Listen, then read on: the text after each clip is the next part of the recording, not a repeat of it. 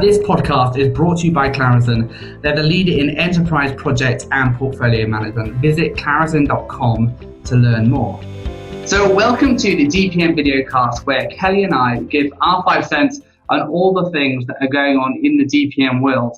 And today we want to talk about Hertz filing this $32 million lawsuit on a website design that went completely wrong. It was a complete disaster.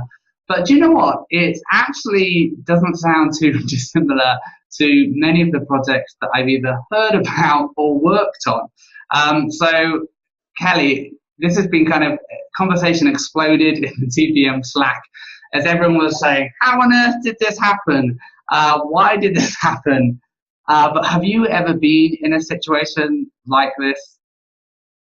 Yes, I have. And I think that, for anyone who says that they've always come in on budget and in scope, I'd love to meet you. We can have coffee and I can live your way, because I myself, I hold my skills with a high bar. And I think that what is described in this lawsuit is something that I have experienced before, maybe not on this level, but by all means, the longer you're in a PM position, the bigger your projects are usually. So I have been in this situation where it's been, a handshake deal or a verbal agreement that we're going to move forward with something, and not necessarily that this is that case, but where just functionality and excitement got ahead of documentation.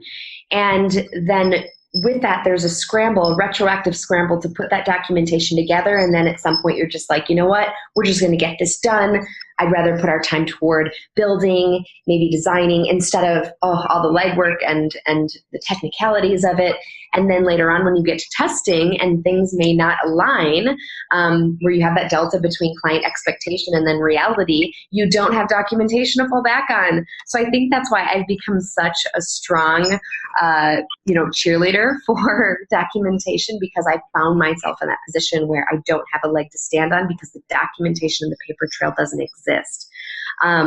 So I've been a little different scenario, but same type of thing, where then the company I worked for was, on the line, and we had to step up and match what the client expectation was.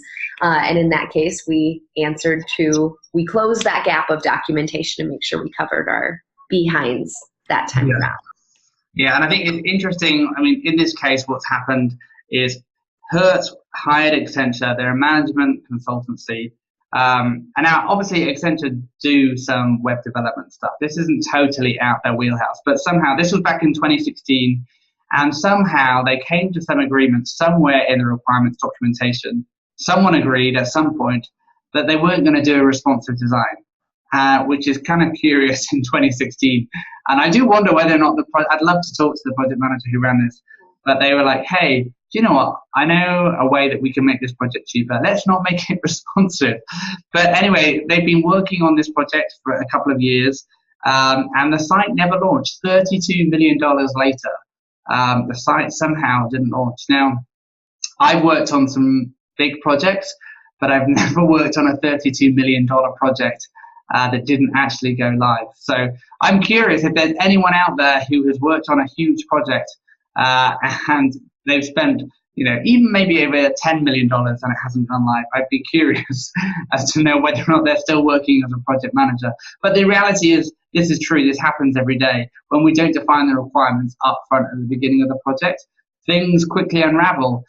People's kind of understanding of what's acceptable and what's not are different. So, we might all think, well, it's ridiculous that they didn't do responsive design, but maybe the board or whoever made this decision decided that, hey, well, that makes sense.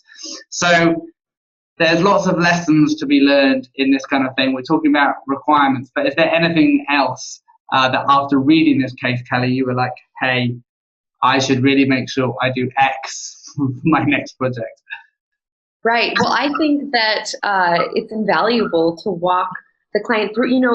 I have to understand what these checkpoints may or may not have been, because this is a long way down the road to get, or there is this realization that, and I can understand where responsive functionality is not something easily understood until you actually access it on a desktop and then either, minimize the window or go on your whatever. It's something that needs to be explained, because otherwise, I imagine at the C level of this company at Hertz, they don't understand the ins and outs of responsive.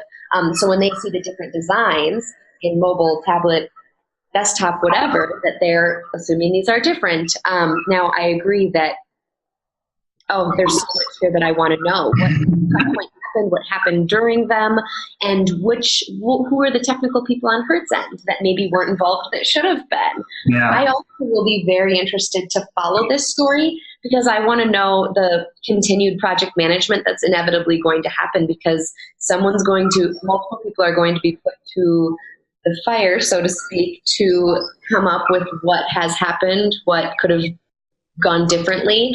And that is continued project management, right? Because you're having to dig up, I'm sure, email correspondences and documentation and meeting notes, which we've all had to do in one way, shape, or form. So this is just an international spotlight. So if you've got any insights into that Hertz-Accenture lawsuit, please let us know. We'd love to know the juicy details of how this thing kind of unraveled so spectacularly. And $32 million later, and a few years later, Hertz are still left without a working website, which is fascinating. So if you want to join this discussion about the Hertz-Accenture lawsuit, about project management cock-ups, or anything else, come and join us on Slack. Come and join our tribe. Go to thedigitalprojectmanager.com/Slack, and you'll find all kinds of conversations like this going on. But until next time, thanks for watching.